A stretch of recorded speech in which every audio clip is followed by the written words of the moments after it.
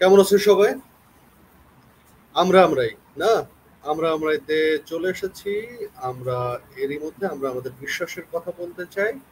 আমরা আমাদের কথাই বলি আমাদের মতো করে। আর বরাবরের মতো আমি আর সায়েম দুজনই আছি আজকের এই আয়োজনেও।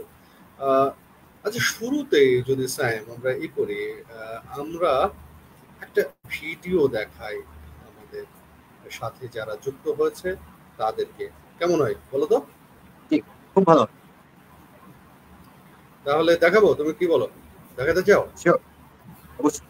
আমি একটা বাস্তবতার ভিডিও দেখাই, হ্যাঁ, যে কি অবস্থা। চট্টগ্রাম উনি কোথায়? সুস্থ আছে?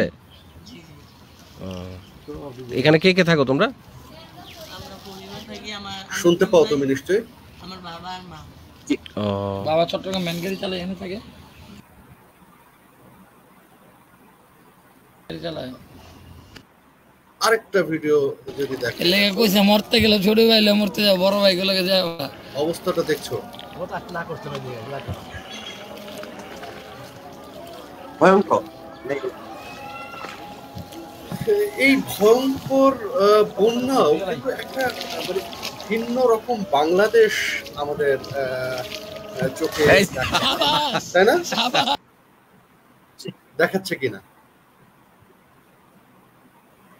অন্য বাংলাদেশ আসলে হয় কি, প্রত্যেকটা বিষয়ের ভিতরেই তো মানে ভালো মন্দের ব্যাপার থাকে। ধরেন আমরা লাস্ট কিছুদিন এক দেড় মাস ধরে এই সময়টাতে প্রত্যেকটা মানুষের মানসিক অবস্থা কিন্তু অনেক ডাউন হয়ে গেছে। মানে রাজনৈতিক প্রেক্ষাপট বলেন, বলেন, অনিশ্চয়তা কাজ করে। তার ভিতরে হচ্ছে এই বন্যা আরেকটা দুর্যোগ আমরা বলছি। সেইখানে এটা যেমন অনেকের জন্য কষ্টের, অনেক মানুষ প্রায় আমার মনে হয় প্রায় 130 লাখ লোক এখন পানিবন্দী। দেখেন কি অবস্থা।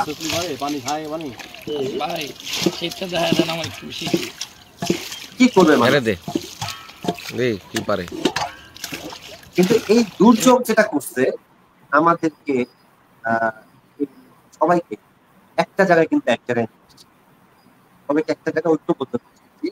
এই যে পানিবন্দী মানুষদের সহায়তা, এই যে সর্বস্তরের মানুষ যেভাবে করে এগিয়ে এসেছে, এটা মানে এটা খুবই ভালো চাই যে আমরা আসলে বিপদের সময় সবাই সেটা ভেবেই কাজ করছি সর্বস্তরের। আপনার কি মনে হয়?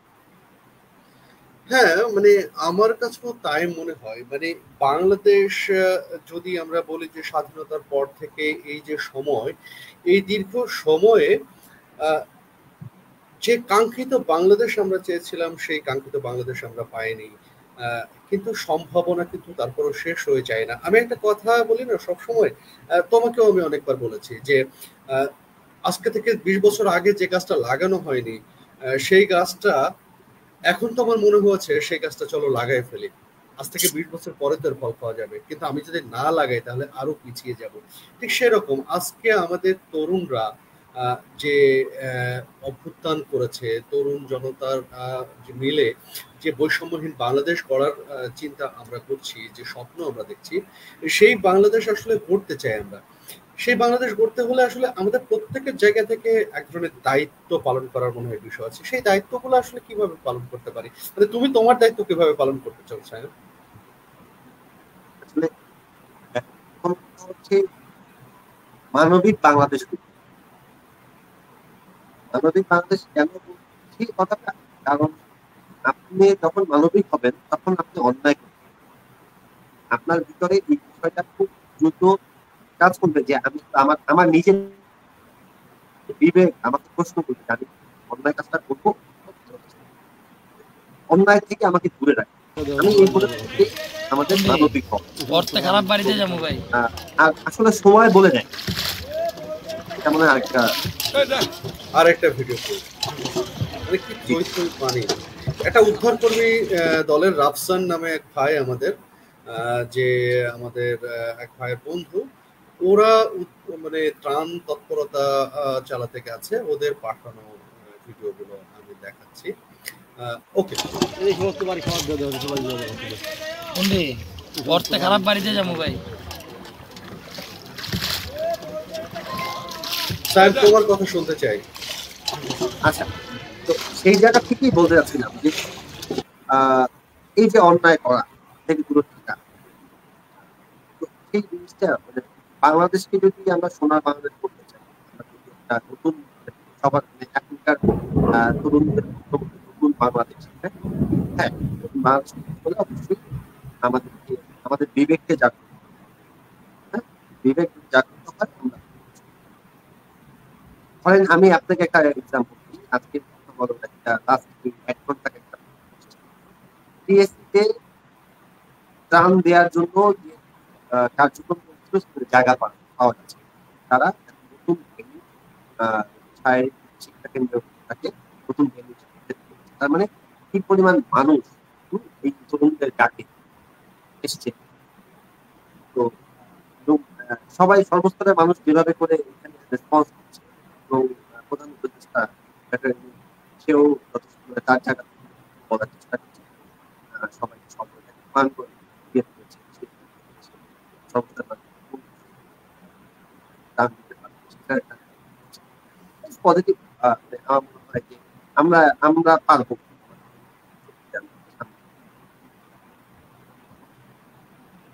আমি তোমাকে যদি কিছু নিউজের ফিড দেখাই, যে আমরা বিডি নিউজ 24 টিএসসিতে, হ্যাঁ, আমি এই নিউজটা তোমাকে একটু দেখাতে চাই। তুমি যদি দেখো, তুমি যে প্রসঙ্গটা বলছিলে যে মানুষের ভালোবাসা কতটা প্রবল হলে এই অবস্থা তৈরি হতে পারে। তুমি দেখছো নিশ্চয়ই যে টিএসসি পূর্ণ ত্রাণ সংগ্রহ, তুমি বলছিলে এই কথাটাই, তাই না? জি জি, আমি কি প্রবল ভালোবাসা, দেখছো অবস্থা, ছবিটা দেখছো নিশ্চয়ই।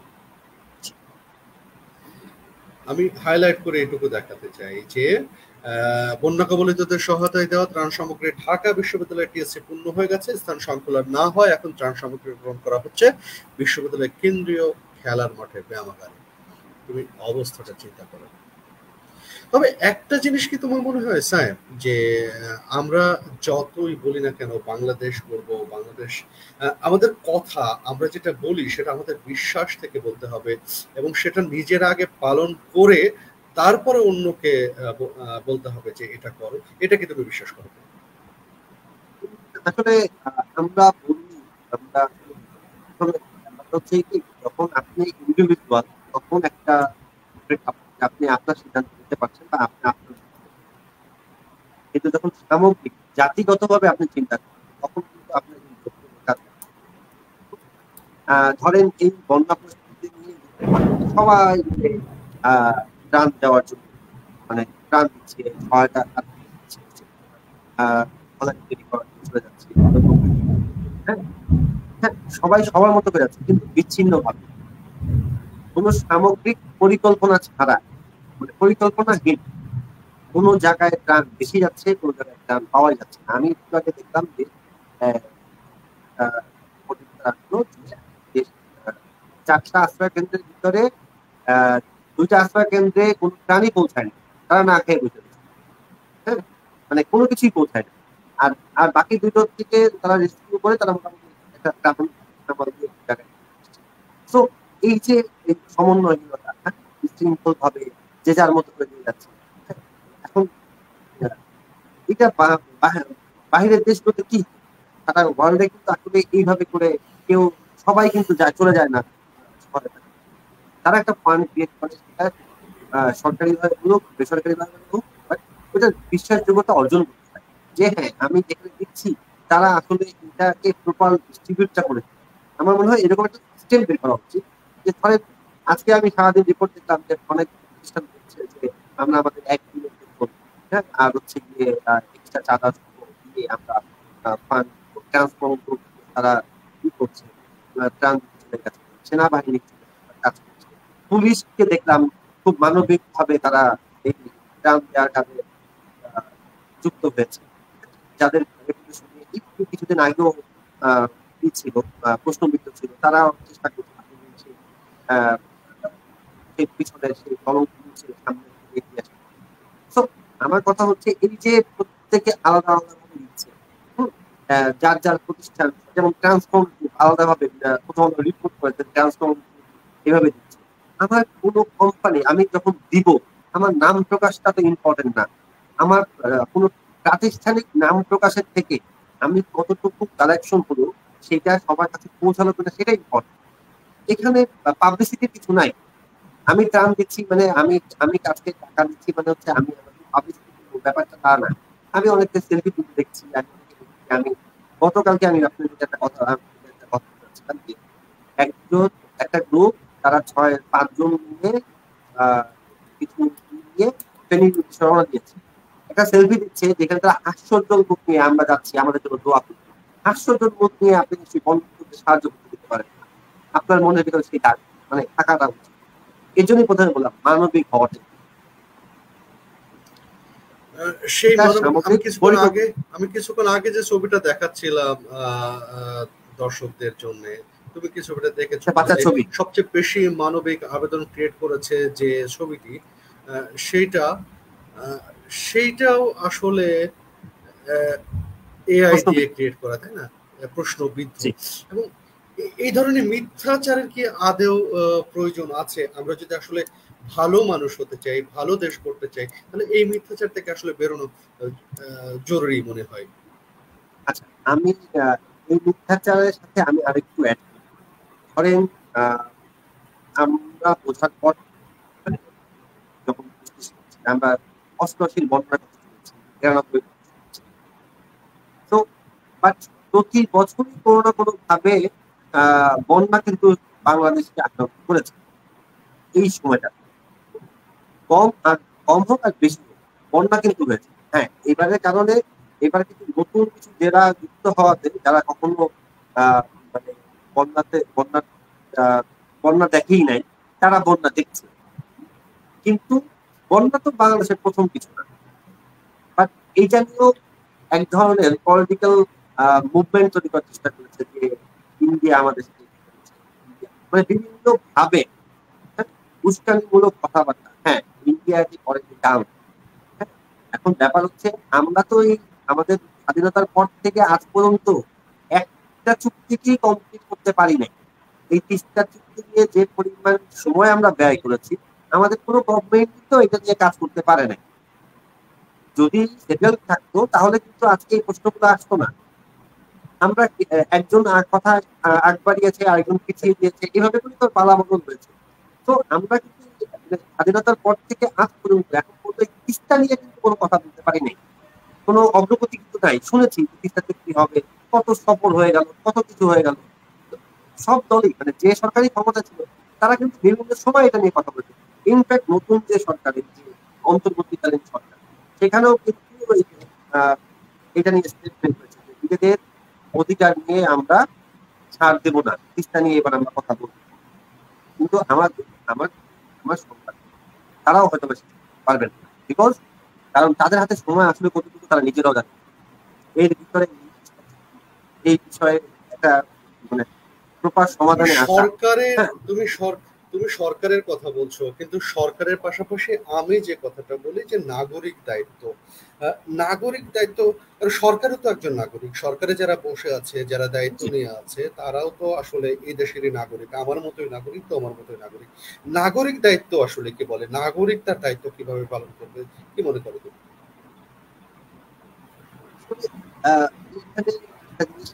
নাগরিকরা দায়িত্ব আসলে আমি সামগ্রিকভাবে যদি বলতে চাই তখন হচ্ছে যে আমি আমার ঘরকে যদি আমি একটা মানবিক তাহলে কিন্তু আমি দায়িত্ববোধের জায়গাটা আমি আমার কাজটা আমি আসলে আমার পার্সোনাল লাইফে আমি কি কাজটা করি, আমি পার্সোনাল লাইফে আমার দায়িত্বগুলোকে আমি এড়িয়ে যাব, আমি মানবিক গুণগুলোকে কি ভুলে যাব, নাকি আমি আমার চোখের সামনে যেটা পড়বে, যেটা রাইট, সেটাকে আমি সেই সঠিক কাজটাই করার চেষ্টা করি। এই প্রত্যেকটা মানুষ যদি তার নিজের জায়গা থেকে যদি ওইভাবে চিন্তা করে, তারা যদি সেভাবে করে তাদেরকে ডেভেলপ করে, আমার মনে হয় নতুন বাংলাদেশ গড়া ভালো বোধোদয় হবে। নিজের জাস্ট নিজের স্বার্থটাকে যদি আমরা আড়াল করে রাখি যে না আমরা শুধু স্বার্থবাদ হবো না, আমরা একটু আরেকজনের স্বার্থটাকেও কনসিডার করার চেষ্টা করি, তাহলে মনে হয় সোশ্যাল মিডিয়াতে বিভিন্ন ধরনের যে বিষয়গুলো এখন আমরা দেখছি, পজিটিভ নেগেটিভ, সোশ্যাল মিডিয়ার কন্টেন্ট নিয়েও এক ধরনের কথা হয় যে কোনটা সঠিক কোনটা বেঠিক, এবং গণমাধ্যমের দিকে, সোশ্যাল মিডিয়া থেকে মানুষ গণমাধ্যমের দিকে যায়। যে কিন্তু একটা জিনিস কি তুমি দেখেছো যে সোশ্যাল মিডিয়া গণমাধ্যম মিলেমিশে একাকার হয়ে যাচ্ছে? যে এখন তো ভাইরালের জন্য, ভাইরাল হওয়ার জন্য সবাই আসে। এখন সেটা একদম নর্মাল ইউটিউবারের কথা বলেন আর একটা টেলিভিশনের মালিক তারাও এখন ইনফ্যাক্ট গণমাধ্যমের বিজনেসটা এখন টিকে আছেই হচ্ছে ইউটিউবে। আগের মতো সেই জায়গাতে কিন্তু আর নাই। তো মানে আসলে এটা হয়ে গেছে কি, এটা খুব ইজি অ্যাক্সেস হয়ে গেছে। আমি লাস্ট কবে আমার পাশে টিভি ছাড়ছি আমার মনে হয় এই মোবাইলের স্মার্টফোনের যুগে এসে আসলে আপনার সবকিছু আপনার কাছ থেকে পাওয়া যায়। তো ফেসবুকটা আসলে গণমাধ্যমের একটা, হ্যাঁ একটা আপনি যেটা বলছেন তো প্যারালাল চলছে, আমি এটা খুবই একমত। কিন্তু আমাদের এই জায়গাটাতেও হচ্ছে গিয়ে বুঝতে হবে যে আসলে আমি ওই যে বললাম না যে হ্যাঁ এটা প্যারালাল চলতে পারে। আমি একজন ব্যক্তি হিসেবে সোশ্যাল মিডিয়াতে লিখবো, আর যখন আমি সবার উদ্দেশ্যে লিখছি বা আমি সবার উদ্দেশ্যে কন্টেন্ট করছি, তখন আমাকে ওই মানবিক জিনিসটাকে চিন্তা করতে হবে যে আমি আসলে যেহেতু সবার জন্য করছি, তো আমাকে ওইভাবে করে কন্টেন্টটা বা লেখা উচিত। স্যাম, আমরা কি ভারী ভারী কথা বলছি? একটু এন্টারটেইনমেন্টের কথা বলতে চাই, একটু ভালো ভালো খবর দিতে চাই। তুমি তো খেলাধুলার ভক্ত মানুষ, আমি জানি। আজকে বাংলাদেশের খেলা নিয়ে তোমার খেলার জগৎ নিয়ে, শুধু খেলা নিয়ে না, কারণ খেলা এবং খেলার জগৎ নিয়ে বেশ কিছু তথ্য কিন্তু আমাদের আছে, তাই না সারাদিনে? জি, যে তথ্যগুলো আমরা আমাদের বন্ধুদের শেয়ার করতে পারি, সোশ্যাল মিডিয়া বন্ধুদের। যেমন আপনি আমাদের এটা এই মুহূর্তে সব থেকে ইম্পর্টেন্ট হচ্ছে বাংলাদেশ পাকিস্তান, ওখানে পরবর্তী আমরা ভবিষ্যৎ কাঙ্গারি যাকে বলছি, মেহেদী হাসান মিরাজ বলছে টেস্ট জয়ের বড় সুযোগ দিচ্ছে, মানে খুব কনফিডেন্টলি বলছে। আমি কিন্তু আসলে মেহেদী হাসান মিরাজের কনফিডেন্টটাকে পছন্দ, যে বেশ অ্যাগ্রেসিভ মনে হয় এবং খুব সলিড, মানে স্ট্রেট ফরওয়ার্ড। হ্যাঁ, ও ওইভাবে করেই কথা বলার চেষ্টা করে।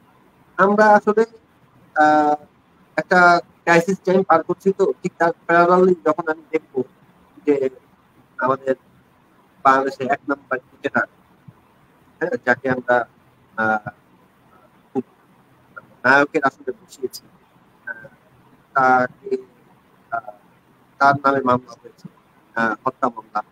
যদিও সে পলিটিক্যালি ইনভলভ ছিলেন না, সেটা তার সে অনেকভাবে বিতর্কিত, সাকিব আল হাসান, মানে তার পার্সোনাল ক্যারেক্টার নানাভাবে বিতর্কিত। তো কিন্তু সে ওর ক্যারিয়ারটা শেষ হয়ে যাচ্ছে কিনা আমার কাছে তাই, মানে ওর কাছ থেকে আমরা আরো 1-2 বছর সার্ভিস পেতাম হয়তো, কিন্তু সেটা মনে হয় দ্রুতই হয়ে যাচ্ছে।